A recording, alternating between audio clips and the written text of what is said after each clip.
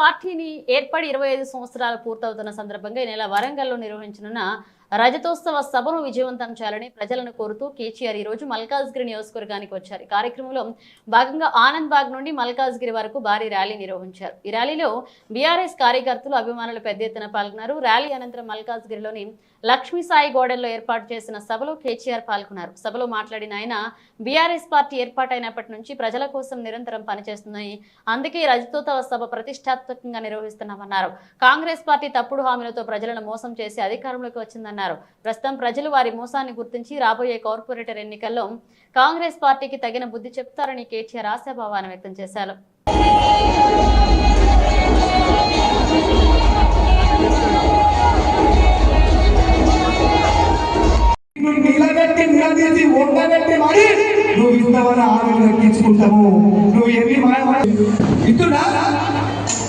రైతు బంధు చిందు నాకు నుంచి మోసం చేసిన దొంగ అరే రైతు బంధు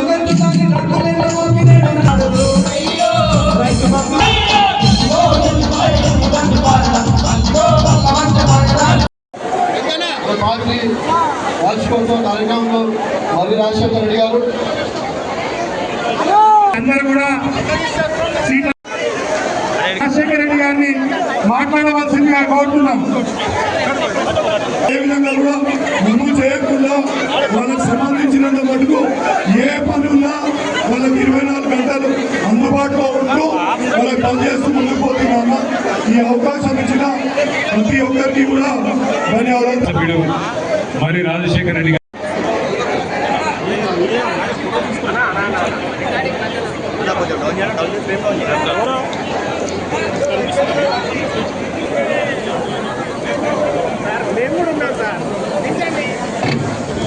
హలో, దయచేసి అరవింద్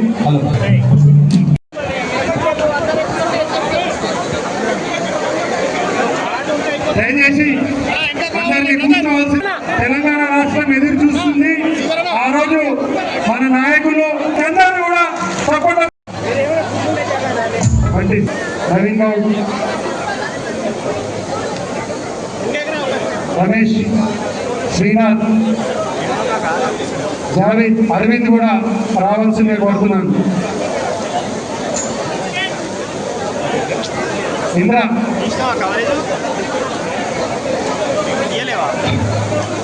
దయచేసి తొందరగా రావాలి. శ్రీనాథ్ గారు కూడా రావాలి.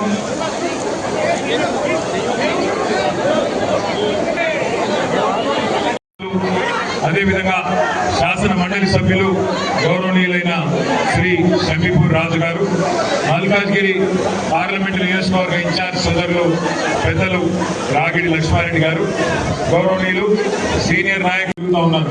చివరికి ఒక రోజు నేను అడిగా రాజశేఖర్ ఎందుకయ్యా పోయి మోరీలో కూర్చున్నాం అంటే ఏం చేయాలన్నా మరి అక్కడ వాళ్ళు పుడిక తీయమంటే తీస్తలేరు. కాంగ్రెస్ ప్రభుత్వం వచ్చినాక అధ్వానం అయిపోయింది పరిస్థితి, అందుకే నిరసన చెప్పడానికి మోరీలో దిగి కూర్చున్నా అని చెప్పాడు.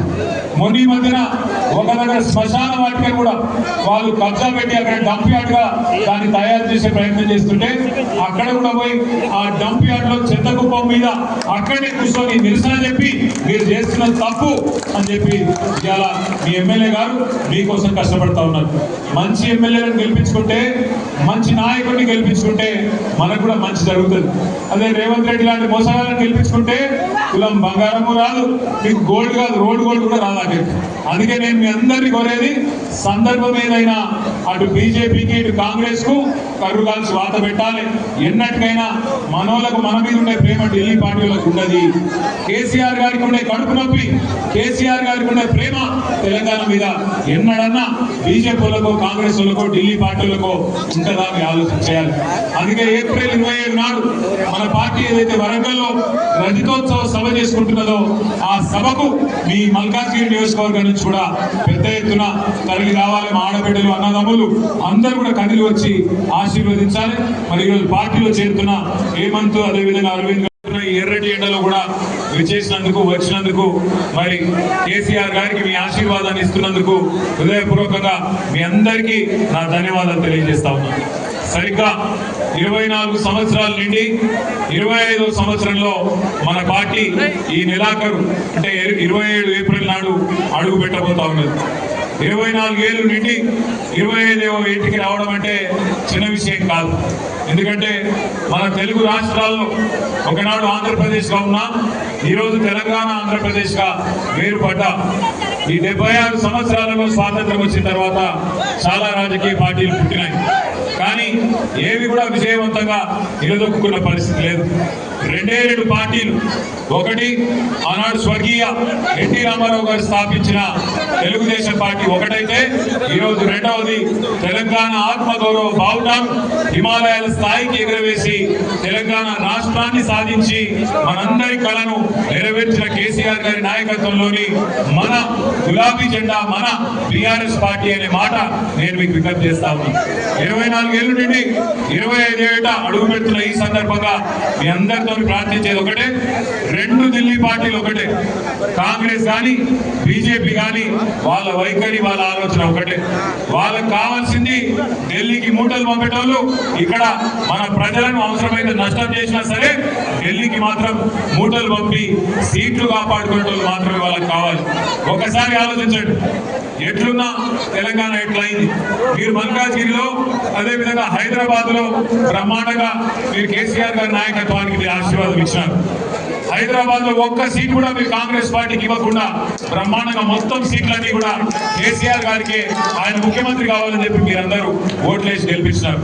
మనం 16 సీట్లు హైదరాబాద్ లో గెలుచుకున్నా దురదృష్టవశాత్తు మరి జిల్లాలలో ఏదైతే వీళ్ళు అత్యాశ పెట్టినారు, కేసీఆర్ గారు ₹1,00,000 ఇస్తే నేను దాని మీదకి వెళ్ళి తులం బంగారం ఇస్తా అని, కేసీఆర్ 10,000 ఇస్తే నేను 15,000 ఇస్తానని, కేసీఆర్ 2,000 పెన్షన్ ఇస్తే నేను 4,000 పెన్షన్ ఇస్తానని ఏదైతే మాయ మాటలు చెప్పినారో ఆ మాయ మాటలకు ఇవాళ మోసం జరిగి ఇవాళ రాష్ట్రం మొత్తంలో అందరూ బాధపడతా ఉన్నారు. రాష్ట్రంలో ఇవాళ ఎవరన్నా ఒకళ్ళు సంతోషంగా ఉన్నారంటే ఒకే ఒక్కడు రేవంత్ రెడ్డి తప్ప ఎవరు సంతోషంగా లేరు. ఆఖరికి ఆయన మంత్రివర్గంలో ఉండే మంత్రులు, ఆయన కింద పనిచేసే ఎమ్మెల్యేలు కూడా సంతోషంగా లేరు, బాధపడతా ఉన్నారు. అందుకే నేను మిమ్మల్ని అందరినీ కోరేది ఒకటే, ఒకసారి మోసపోతే ఒక వ్యక్తి చేతిలో ఒకసారి మోసపోతే తప్పు మనదైతుంది, వాళ్ళదైతుంది. రెండోసారి కూడా వాళ్ళ చేతులే మళ్ళా మోసపోతే తప్పు మనదైతుంది. కాబట్టి జాగ్రత్తగా మనందరం కూడా భవిష్యత్తులో అది జిహెచ్ఎంసీ ఎన్నిక వచ్చినా, శాసనసభకు ఎన్నికలు వచ్చినా, పార్లమెంటుకు వచ్చినా ఖచ్చితంగా మన తెలంగాణకు శ్రీరామ రక్ష కేసీఆర్ గారి నాయకత్వం, ఈ గులాబీ జెండా అనే విషయాన్ని గుర్తుపెట్టుకొని అందరం కూడా ఏకోన్ముఖంగా కదులుదాం. మళ్ళీ ఒక్కసారి హైదరాబాద్ లో ఈ 16 నెలల్లో ఒక కొత్త పని కూడా చేపట్టడం లేదు. మీ ఎమ్మెల్యే గారు